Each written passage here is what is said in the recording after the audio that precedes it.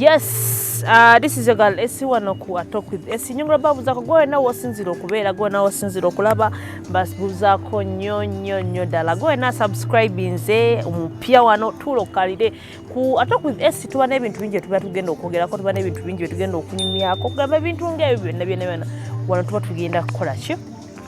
kubikola naye nga ntwala omukisa okugamba mwenna abasinzira okubanga munfollowinga ku social media platforms endala ng'onfollowinga ku Instagram nga S Love Therapy no following ku TikTok nga S Love Therapy still nogana ku TikTok still you do the same thing era nga S Love Therapy. Thank you so much. There ku Facebook mwe namba buzako wonna mwe na munjagadde munda z'omukwano nsimira ddala actually kyensolo bagamba ebedda biri nti nsimira ddala so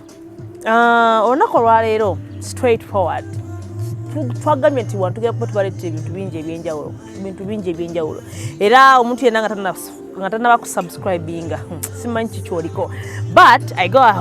go ahead nekugamba nti wiiki ewedde tujja kuba wano wennyini nga tubaleetera ebibadde mu wiiki okay abatannabitegeerako this time around one ku S Love Therapy tujja kuba tubaleetera ebibadde mu wiiki so wiiki ewedde tebadde yakuzannya as abagifunyemu glory be to God naye abatagifunyemu namwe tubasasirako nnyo side eyo naye nga nze wano okusinza updates zengendo bawa tebibadde byangu wiiki ewedde eyo ebaddemu ebintu bingi nnyo ddala so kyengenda okusookerako ngenda kusookera ku muwala gwe bayita Queen oyo of recent like wiki nga bbiri emabega wiki nga ssatu emabega twalaba omuwala Pretty Nicole gwe bakuba ne bamusika enviiri ne bamuvuma mbu yali abaagalidde omusajja a lot was happening whereby abantu bangi bawa endowooza yaabwe kiki kye baali balowoozako n'omuwala biki byagenda mu maaso ne bagenda mu kooti ne bavaayo ne bagenda ebintu bingi until when last week ba weekend ewedde wekiri nti badidde ne basalira Queen omu ku bawala abakuba kwa Pretty Nicole ne bamusalira omusango era omusango gwabadde nti bamusalidde omusango era ne bamugamba nti agenda kubeera mu kkomera okumala emyaka 3 okitegeera no kati emyaka egyo 3 abantu abasinga balabanga emitono naye tewali muntu ayagaliza muntu kkomera kyesobola okugamba tewali muntu ayagaliza muntu kkomera naye wali abantu bamu abakola ebintu ebimu mu butalowooza mu butamanya okwega nga bagenze mu kkomera ekkomera si kyekintu ekirungi tolina akyagala in life naye munnaffe yagenze mu kkomera olw'ensonga ezo bwezityo naye abawala ku nsonga ng'eno mulabi kugamba tubeeko nekyetuyiga in life reason being nti ebintu ng'ebi ebimu wakati mu mbeera nga tukola ebintu bingi nnyo in our lives waliwo ebintu byogamba kino tekyali ntwaziza mu kkomera so gwe n'omuwala ali eyo gwe n'omukyala ali eyo ng'okyakola violence ku mukyala muno nti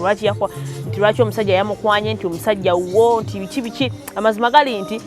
omusajja newoonamulwanira newoonaamukola ki waba wakwenda aba agenda kwenda so tewali nsonga abasajja ne bagenda n'okukwana abawala bano oba kukwana n'abakazi abalala nti nga babagambye bagamba they don't married they don't sing people so najja nayagala omuntu ono out of the blue ebintu bwebityo nebibeerawo so amazima gali nti tusavinga obulamu bwaffe tweyagale nnyo tubeera abantu ab'obuvunaanyizibwa don't fight for a man okitegeera don't fight for a man obudde nawe buba bukuli bubi okitegeera olw'ensonga nti ojja kufeesinga ebintu nga bino kakati omuwala yagenze mu kkomera emyaka 3 I believe wonna waali I believe wonna waali agamba kale singa saakola bwenti though gwe n'omuwala ali eyo kino kibe kyakuyiga gy'oli atannabagendako mu kkomera atannabakukola kino abadde alowooza okukikola oba badde ateekateeka okukikola abadde ateekateeka n'okuwagira omuntu omulala kukikola please take note okitegeera so era still tugenze ku wiiki eno wiiki ewedde twalabye nti of recent la wiiki emu oba bbiri emabega twalaba kye twali tuyita airport saga I believe mwenna mwaliko ku gundi yaffe nga tukola ne mutulaba nti abantu bayombye buli bw'enguzi corruption efuse corruption a lot of stuff was happening bintu bingi byabadde biri kuli nga So net government as in civil aviation authority ne bagezaako kulaba nga ebintu bino babikyusa babiteekamu kale ne bagezaako kuleta changes ez'enjawulo nga bambitegeera. So ne bakola ku nkyukakyuka civil aviation authority bagamba nti abamu babagoba ne baleeta regulations empya ku airport naye twabadde tuli awo last week ekyasinze otukuba ewala kwe kubeera nga batandise okutimbawo obupande obulaga nti tewali munnayo oba tewali muntu yenna agenda ku airport alina kujjayo simu ye gikozesa kati awo twebuliza nti luli mwasooka gamba nti simanyi temulina bujulizi abaana ne baleeta obujulizi nga bakozesa amasimu gaabwe. Ekigendererwa kya civil aviation authority ogaana abantu okuba nga bakozesa amasimu gaabwe okukwata ebintu byonna bye babasanzeeko ebirungi kosa n'ebibi. Kigendererwa kibeera ki okujjako nga namwe mutugamba nti mulina kyemwali mumanyi kyemwali mukweka. So guno omulala gugenda eri civil aviation authority nti tosobola gaana muntu kukozesa simu ye nga bw'ayagala, tosobola gaana muntu kukozesa simu ye nga waawulira nti wagyagala naddala nga kumenya mateeka. Olw'ensonga nti wakati mu mbeera nga mwabadde mwegaana ekyabaddewo recent mwasaba obujulizi babawa obujulizi nga baali bakozesa amasimu gaabwe. So nsaba civil aviation authority mudde mukebere mu kintu ekyo kye mwabadde mwogerako oba mudde mu kirongooseemu okitegeera mulabe nga kale mukyusa embeera eno. Ate tusaba nti nekyo essaawa eno moments eziri ku airport okuba nga mwakyusizaamu abantu bakyabasaba ssente kigendere ddala paka maaso eyo okitegeera. So ekirala kibadde mu wiiki eno naddala kufa batambulira ku mukutu ogugatta abantu gwe tuyita social media, TikTok, Facebook, Twitter, mbeera ebyo tubadde tulinako betulaba nti ennaku nga bbiri emabega minister wa foreign affairs munnamawulire omu yagenze n'amukolako interview nga mubuuza ku mbeera y'abaana bannayuganda bakolera Saudi Arabia. Okay, nababuuza nabagamba bannange abaana bano balowooza gavumenti tebafuddeeko muteeseteese mutya okulaba nti abantu bano mubayamba kubanga abaana b'abandi babatta babajjamu ensigo bababonyaabonya babafudde ekitagasa era babattira ddala. Yes, tulina gwe twalabye nga bamwokyezza of recent. Tulina bantu bangi buli kaseera babeera bazza mirambo balamu omwana w'omuntu eyagenda okukola eyagenda okunoonya ekyokulya eyagenda okunoonya obulamu okubanga ate akomawo mu box kiba kikaabya amaziga kiba kyannaku kiba okitegeera naddala nga ate yattiddwa buttibwa. Okay, so bamubuuzizza ekyennaku nti yazzeemu ebigambo ebitategeerekeka. Mu bigambo bye yagambye nti tewali n'omu gwe baatuma agendayo n'agamba nti Uganda erina ettaka ddene nnyo buli omu asobola okulima. Yayagenda ebintu bingi bamubuuza nga bw'addamu naye nga addamu mu ngeri eri arrogant mu ngeri etali ya buvunaanyizibwa. So abantu bangi bavuddeyo naddala ku social media yes okuwa endowooza zaabwe okitegeera. So nga guno omulanga gugenda eri oba Minister of Foreign Affairs nti nga tetunaba kulowooza kubuuza bibuuzo okwagala kusanyusa babboosi baffe ku bintu ebimu obalaga nti tukola nnyo. Amazima gali nti twalibadde tugezaako okulaba nti tutaasa bannayuganda olw'ensonga nti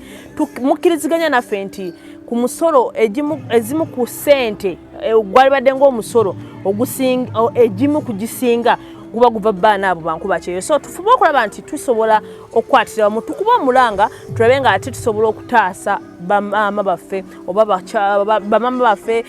basisita baffe mikwano gyaffe abali eyo mu biyumba nga babonyaabozebwa. Tekawo amateeka ng'ensi endala twaba Philippines yagezaako okulaba nga eteekawo ebintu ebimu okulaba nti batereeza. Twalaba Nigeria kugamba tulabye abantu bangi mu nsi endala nga bagezaako okulaba nga baprotectinga ba citizens baabwe mu nsi endala. So tosobola kuvaayo n'otugamba nti ogwo si mulimu gwa embassy gwe mulimu gwammwe tewali kubanga gwe gubasasuza. So tufuba okulaba nti we